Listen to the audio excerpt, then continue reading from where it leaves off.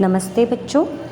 Class 9th Hindi और गद्य खंड हम पाठ 4 पढ़ रहे थे, जो कि संस्मरण विधा से लिया गया है जाबिर हुसैन द्वारा। सांवले सपनों की याद हमने पाठ पढ़ लिया था और इस पाठ के अब हमको प्रश्नोत्तर करने हैं। तो पहला प्रश्न है, किस घटना ने सालिम अली के जीवन की दिशा को बदल दिया और उन्हें पक्षी प्रेमी बना दिया? उत्तर, बचपन में सालिम अली की एयर गन से एक नीले कंठ की गौरैया घायल हो गई थी। इससे वे गौरैया के बारे में जानने को इच्छुक हुए और इनके जीवन की दिशा पक्षियों की खोज की हो गई। इन्होंने सारा जीवन पक्षियों की खोज में लगा दिया। वे पक्षी विज्ञानी हो गए। प्रश्न नंबर 2, सालिम अली ने पूर्व प्रधानमंत्री के सामने पर्यावरण से संबंधित किन संभावित खतरों का चित्र खींचा होगा कि जिससे उनकी आंखें नम हो गई होंगी? उत्तर, सालिम अली ने प्रधानमंत्री के सामने केरल की साइलेंट वैली को रेगिस्तानी हवाओं के झोंकों से बचाने का अनुरोध किया होगा। उन्होंने उन्हें बताया होगा कि इन झोंकों से वहाँ का पर्यावरण दूषित हो जाएगा। पर्यावरण को सुरक्षा के प्रति चौधरी चरण सिंह की आंखें इसी से नम हो गई होंगी। प्रश्न नंबर 3, लॉरेंस की पत्नी फ्रीडा ने ऐसा क्यों कहा होगा कि मेरी छत पर बैठने वाली गौरैया लॉरेंस के बारे में ढेर सारी बातें जानती है? उत्तर, लॉरेंस का प्रकृति से बहुत गहरा लगाव था। वे प्रकृति की ओर लौटने के हिमायती थे। इससे पुष्ट होता है कि पेड़ पौधे पक्षियों से उनकी आत्मिक नज़दीकी नहीं होगी। हो सकता है कि पत्नी फ्रीडा से भी अधिक नज़दीकी पक्षी ही रहे हों। वे पक्षियों के बीच ही रहते होंगे। इसी को ध्यान में रखकर फ्रीडा ने कहा होगा कि मेरी छत पर बैठने वाली गौरैया लॉरेंस के बारे में ढेर सारी बातें जानती है। प्रश्न नंबर 4, आशय स्पष्ट कीजिए। वो लॉरेंस की तरह नैसर्गिक जिंदगी का प्रतिरूप बन गए थे। उत्तर, आशय, लॉरेंस प्रकृति प्रेमी थे। प्रकृति से उनका गहरा जुड़ाव था। वे प्रकृति की ओर लौटने के हिमायती थे। बचपन की एक घटना ने सालिम अली को भी प्रकृति प्रेमी बना दिया था। वे जिंदगी भर प्रकृति एवं पक्षियों की खोज में लगे रहे। इसी कारण उनकी जिंदगी भी प्रकृति प्रेमी लॉरेंस की तरह प्रकृति की प्रतिछाया बन गई थी। वे प्रकृति का पर्याय बन गए थे। ख वाला, कोई अपने जिस्म की हरारत और दिल की धड़कन देकर भी उसे लौटाना चाहे तो वह पक्षी सपनों के गीत दोबारा कैसे गा सकेगा? आशय, व्यक्ति की मृत्यु के पश्चात उसे किसी तरह भी जीवित करना संभव नहीं है। कोई व्यक्ति अपने शरीर की गर्माहट, अपने दिल की धड़कन देकर मरे हुए व्यक्ति को जीवित करना चाहे तो यह संभव नहीं है। वह पुनः जीवित होकर अपने पुराने स्वप्नों के संसार के मधुर गीत नहीं गा सकता। आशय है कि एक बार मृत व्यक्ति का फिर से जीवित होना संभव नहीं है। मर गया सो सदा के लिए गया। ग, सालिम अली प्रकृति की दुनिया में एक टापू बनने की बजाय अथाह सागर बनकर उभरे थे। उत्तर या आशय, सालिम अली को प्रकृति से गहरा लगाव था। उनका प्रकृति प्रेम समुद्र के टापू की तरह उथला नहीं था। उनके प्रकृति प्रेम में सागर जैसी अथाह गहराई थी। टापू उथला होता है जबकि सागर गहरा। सालिम अली में हृदय के प्रत्येक कोने में प्रकृति प्रेम था। पेड़ पौधे, पक्षी, वनस्पति सब कुछ उनके प्रिय थे। वे प्रकृतिमय हो गए थे। उनका जीवन प्रकृति का प्रतिरूप बन गया था। प्रश्न नंबर 5, इस पाठ के आधार पर लेखक की भाषा शैली की 4 विशेषताएं बताएं। उत्तर, इस पाठ के आधार पर लेखक की भाषा शैली की 4 विशेषताएं इस प्रकार हैं। पहला पॉइंट, इस पाठ की भाषा सरल, सुबोध, खड़ी बोली है। जहाँ तहाँ उर्दू, अंग्रेजी के शब्दों का भी प्रयोग आवश्यकता के अनुसार हुआ है। प्रश्न नंबर 2, इस पाठ की चित्रों में सजीव और जीवित भाषा शैली में कौतूहल जगाने की पूरी क्षमता है। तीसरा पॉइंट, भावात्मकता, आत्मीयता, प्रकृति प्रेम को संप्रेषित करने में पाठ की भाषा शैली सक्षम है। चौथा पॉइंट, संस्मरण शैली में इस पाठ को प्रभावी बना दिया है। प्रश्न नंबर 6, इस पाठ में लेखक ने सालिम अली के व्यक्तित्व का जो चित्र खींचा है उसे अपने शब्दों में लिखिए। उत्तर, सालिम कमज़ोर शरीर वाले व्यक्ति थे। वे 100 वर्ष के होने वाले थे। वे लगातार यात्राएं करते रहते थे। वे पक्षियों की खोज में चाहे जब निकल जाते थे। उनकी आंखों की रोशनी कम नहीं हुई थी। वे पक्षियों की तलाश तथा उनकी हिफाजत को समर्पित थे। वे प्रकृति से प्रभावित नहीं होते थे, अपितु वे प्रकृति को अपने प्रभाव में ले लेते थे।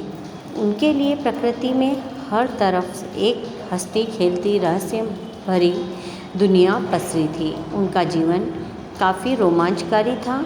प्रकृति तथा पक्षियों के प्रति उनके मन में कभी तृप्त न होने वाली जिज्ञासा थी।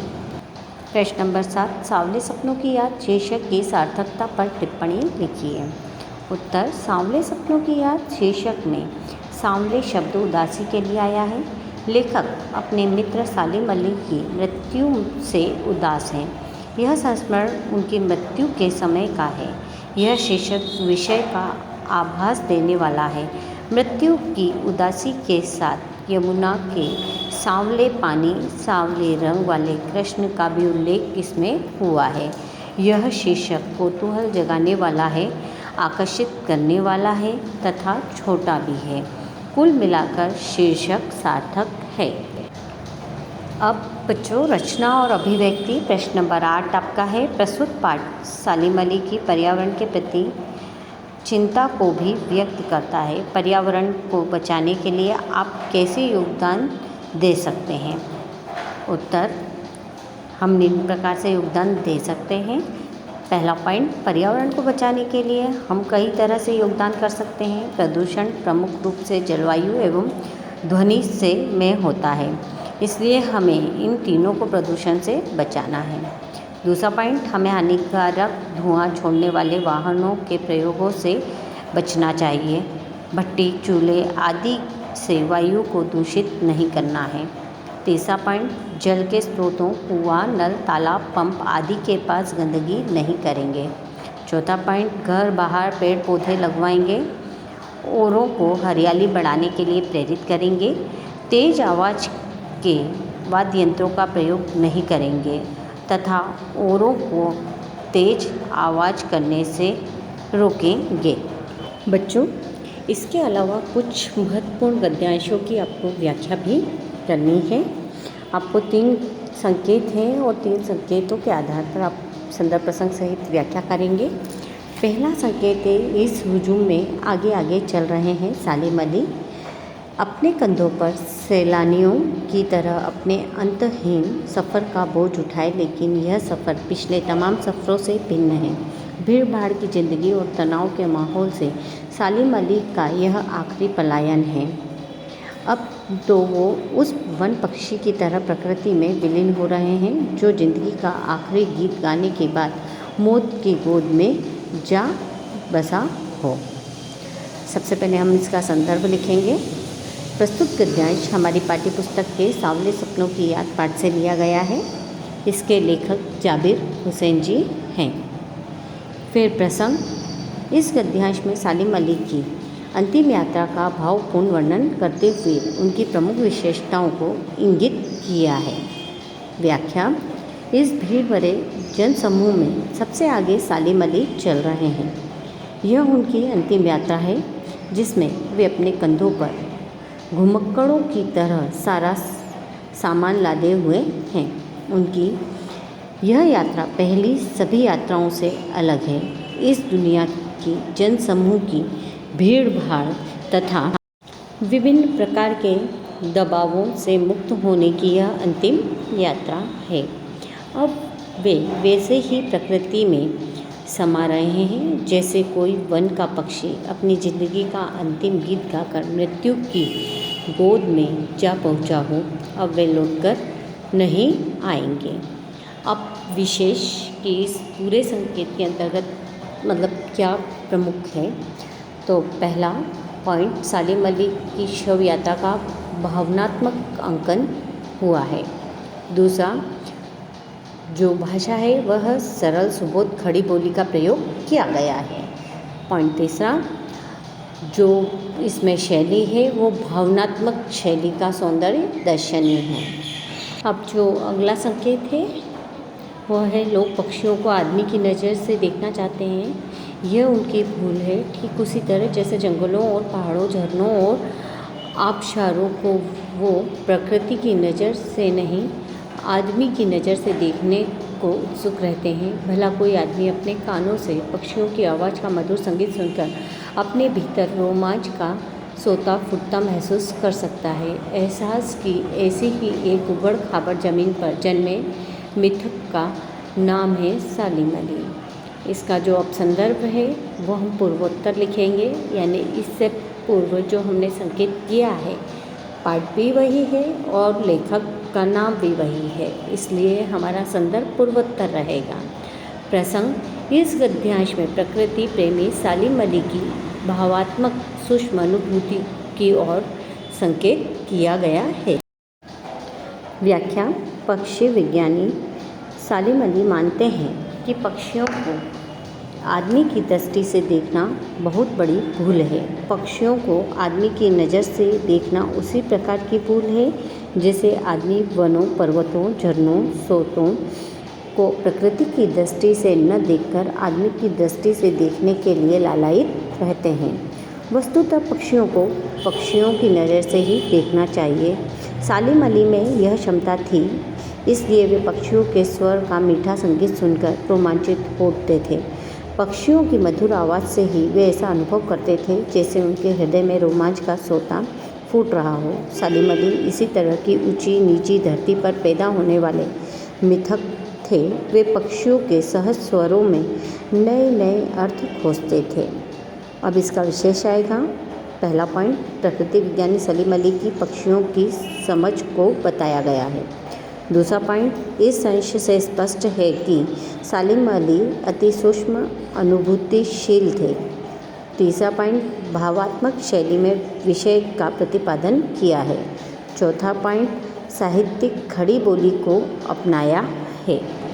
अब अगला संकेत जो आपके सामने है, इसके अंतर भी संदर्भ जो है वो पूर्वोत्तर रहेगा, जो कि पूर्व में लिखा है। प्रसंग, इस गद्यांश में सालिम अली की प्रकृति को भी अपने प्रभाव में लेने की क्षमता को बताया गया है। व्याख्या, सालिम की पक्षियों की खोज करने की अभूतपूर्व क्षमता की ओर संकेत करते हुए लेखक कहते हैं कि उन जैसा बर्ड वाचर खोज पाना मुश्किल है। जब वे अकेले होते थे तो कई बार उनके पास पक्षियों को देखने वाली दूरबीन नहीं होती थी। बिना दूरबीन के भी वे समस्त पृथ्वी और आकाश को अपनी जादुई नज़र से देख लेते थे। उनकी नज़र में कुछ इस प्रकार का जादू था कि वह समस्त प्रकृति को अपने घेरे में बांध लेता था। उनमें वह क्षमता थी जिसे प्रकृति भी प्रभावित नहीं कर पाती थी। ठीक इसके विपरीत वे प्रकृति को अपने प्रभाव में ले लेते थे। उनके चारों ओर मुस्कान के साथ क्रीड़ा करती भेद भरी प्रकृति का जगत पसरा था। वे प्रकृति के रहस्यों को जानने में सक्षम थे। विशेष पहला पॉइंट, इस अंश में सालिम अली की प्रकृति को प्रभावित कर लेने वाली क्षमता पर प्रकाश डाला गया है। दूसरा, सालिम अली संसार के अनोखे बर्ड वाचर थे। तीसरा, साहित्यिक खड़ी बोली में विषय को समझाया गया है। और अंतिम पॉइंट, भावनात्मक शैली का प्रयोग हुआ है। तो बच्चों, अब इस तरीके से आपको सारे प्रश्नों के उत्तर और संदर्भ प्रसंग सहित व्याख्या अपनी कॉपी में करनी है।